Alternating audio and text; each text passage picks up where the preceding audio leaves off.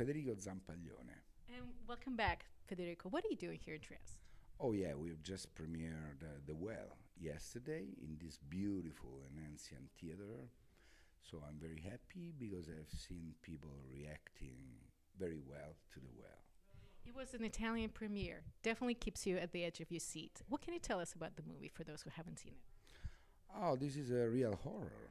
I mean, we tried to make something for the fan, to give the fan what they want. I mean, lately in Italy, people just want to be, when they do a horror film, they want to be on the safe side because of restriction and rating, and so they avoid a lot of horror stuff.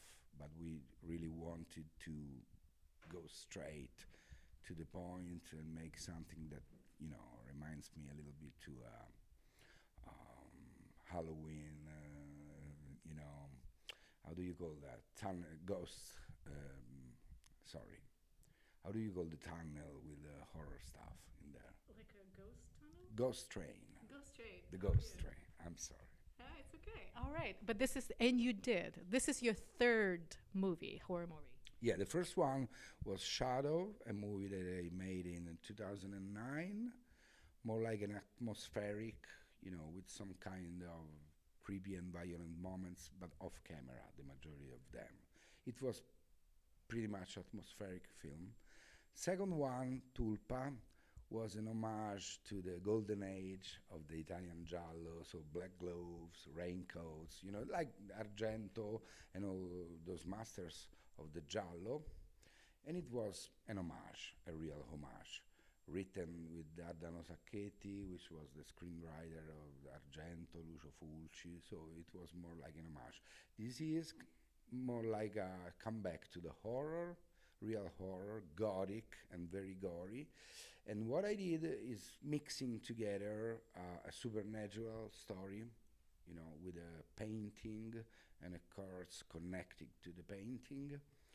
And then we have a very gory side of the film that happens into a basement, a mysterious basement, with some kids kidnapped by some kind of jailkeeper. How can we call that? Jailkeeper, brutish, big, massive, and very, very, very violent. And the two storylines connect, you know. Yeah, I had the fortune to have Lauren Lavera, which is the main character of Terrifier 2, big hit. And she was so sweet, a great actress, very talented, and also other very talented actors, including Claudia Gerini, my daughter, Linda Zampaglione, as a first film on screen, and also Lorenzo Renzi, who played Jailkeeper, Taylor Zaki. I mean, a bunch of great actors. You seem really passionate about horror movies. How did you get into the genre? Oh, when I was very young, we were mentioning the Ghost Train, and I was 6 years old. I still remember that moment, and I was at the amusing park with my dad. And in the amusing park, we used to have in Rome a very scary and dark ghost train. So my dad told me, let's go. We got into this little train, little wagon, and then we got into this tunnel. And then that was the first time I was facing the horror. So witches, zombies, ghosts, a lot of very weird and terrifying characters in there. So when I got out of the tunnel, I was very terrified, but at the same time, I was incredibly captivated and excited by them. And I said to my dad, what is that, Dad? And he told me, this is horror. And from that moment on, I wanted to be in touch with all the horror elements. So I asked to be gifted on Christmas time or maybe my birthday with the action figures of the legendary icons like the werewolf or maybe the mummy, the vampire. And then, I grew up with all the legendary movies from the 70s and the 80s, including Dario Argento's films, and Lucio Fulci, and Mario Bava, Lamberto Bava, all the master of horrors. And some of those are also very good friends of mine. And so, I mean, when you love something very much, at one point maybe you can catch up with that. I love that. I love that. I have to ask you, everybody knows you Yeah. for the amazing songs that you write, love songs. How do you go from writing love songs to horror? Oh, this is a good point because I really don't know.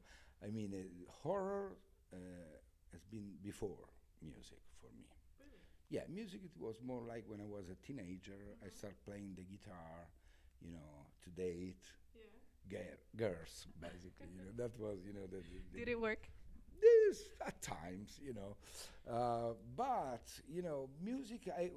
I like in general to build up an atmosphere, you know. So when I write a song, I start from something that which is atmospheric, and then I start putting, on the words and stuff. And horror can be somehow related to that because the atmosphere is so important. Sometimes more than the story itself. You know what I mean? I mean, you can create a huge tension just showing a person walking in a corridor. I mean, and so I start always love the atmosphere to create atmosphere. I can understand that they are completely different, but I also think that all of us has a dark side. So at that point, it's about showing that dark side or hiding that. It was dangerous for me because a lot of people follow me because they love my songs and they are romantic songs, cool songs, with love, with feelings. And so it was a little bit dangerous to show a very dark side. But, when you try to be honest and true, people will understand that. So my music fan will never come to watch my film because I tell them very clearly, don't come. It's not for you. I'm talking to another part of people, and the other part don't like my music. So it's okay.